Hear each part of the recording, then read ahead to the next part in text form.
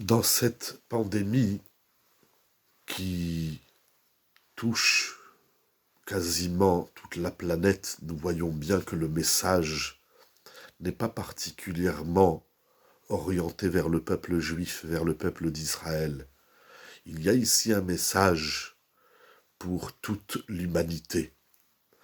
De nombreuses questions sont soulevées quant à cette pandémie, des questions qui touchent l'existentiel, le sens de la vie, mais je ne voudrais pas parler de ça. Une des grandes questions que tout le monde se demande, c'est quand allons-nous voir le bout du tunnel? Quand est-ce que nous allons sortir de là? Qu'est-ce qui se passe? Est-ce un médicament? Nous voyons bien que même les scientifiques sont, divergent sur l'efficacité de ce fameux médicament qui est la chloroquine. Il y a des grandes questions scientifiques, politiques, sociales, etc., qui tournent autour de cette pandémie. C'est assez surprenant d'ailleurs. Nous voyons bien qu'il y a quelque chose qui nous dépasse, de toute évidence. De certains idiots qui font des procès aux hommes politiques, au ministre de la Santé, au président de la République, etc. C'est complètement stupide.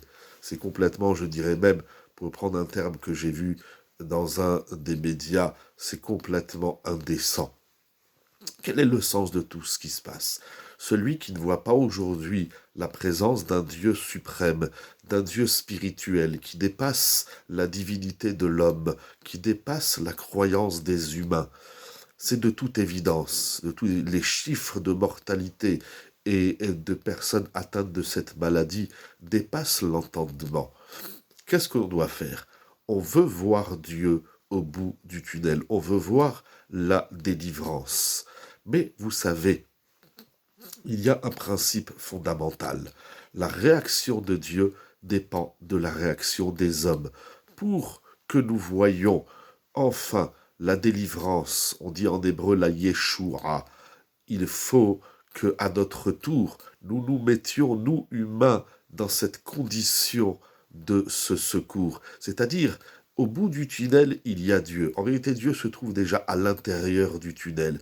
Mais si nous, les humains, quels qu'ils soient, nous conditionnons, c'est-à-dire nous nous mettons dans l'état d'esprit de sortir du tunnel, alors, sans aucun doute, la lumière, la lueur d'espoir reviendra. La santé et la pandémie disparaîtra et la santé reviendra.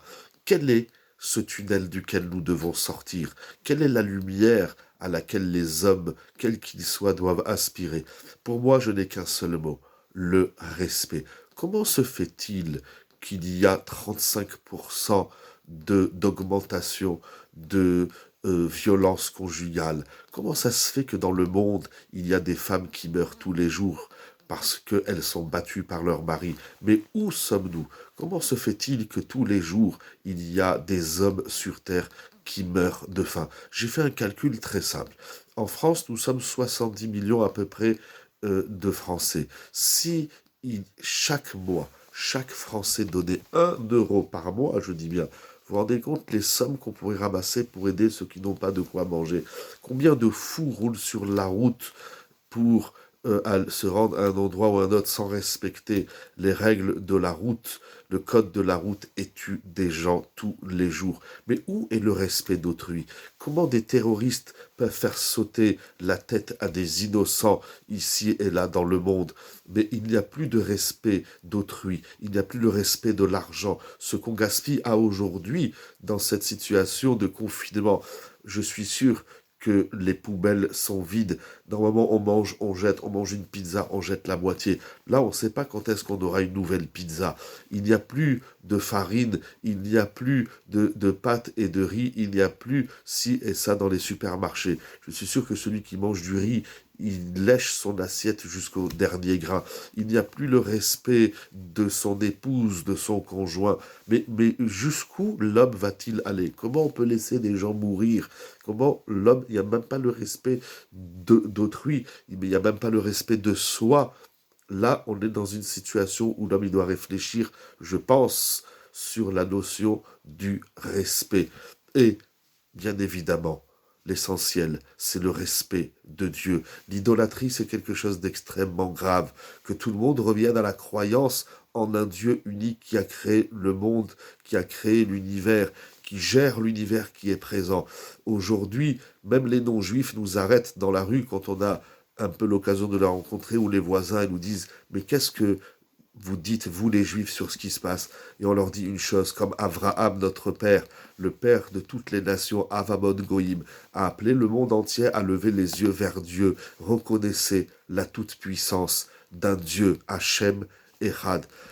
Dites tous les jours que Hachem, Dieu, il est le maître de l'univers. Adonai, Yimloch, Le'olam, Vaed. Il régnera pour l'éternité. Aujourd'hui, on le voit clairement. Celui qui est encore athée, ou celui qui ne croit en aucun Dieu, ou celui qui croit en des dieux de pierre, d'or et d'argent, qu'il ouvre les yeux, qu'il y a un Dieu suprême, un Dieu spirituel qui dépasse la matière, qui dépasse la chair et le sang de l'homme. Je suis certain que si l'homme fait l'effort du respect d'autrui, du respect Aujourd'hui, on respecte même plus les hommes politiques, on respecte plus le président de la République, on ne respecte plus rien, il n'y a plus de respect. La vie est devenue un morceau de papier toilette. C'est pour cela que les gens se ruent sur le papier toilette. Ça veut dire que l'état d'esprit du monde, c'est un rouleau papier toilette.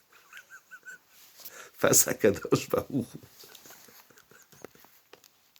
Il y a quelque chose qui me fait rire, c'est dramatique, on a de la peine pour toutes ces créatures divines, tous ces hommes et ces femmes qui meurent tous les jours, en France, en Italie, en Espagne, etc., bien évidemment en Eretz Israël et de partout dans le monde, les Chinois, les Coréens, mais tous ces gens qui meurent, mais c'est incroyable, c'est incroyable. Il y a quelque chose qui m'a fait rire, parce qu'il y a un boulanger quelque part en France, un pâtissier, qui a fait des gâteaux sous forme de rouleau papier toilette, et les gens, ils se jettent dessus. Vous avez certainement vu ça dans les médias, en tout cas c'est dans les médias que je l'ai vu. C'est incroyable, le monde est réduit à un rouleau papier toilette, mais c'est Norabayom, c'est incroyable, c'est surprenant. Il y a autre chose, bien évidemment, que le papier toilette. Il y a le respect d'autrui, le respect de soi. Les gens se disputent pour une place de parking, les gens se disputent pour une place à la maison, c'est ma chaise, c'est à moi, c'est mon téléphone.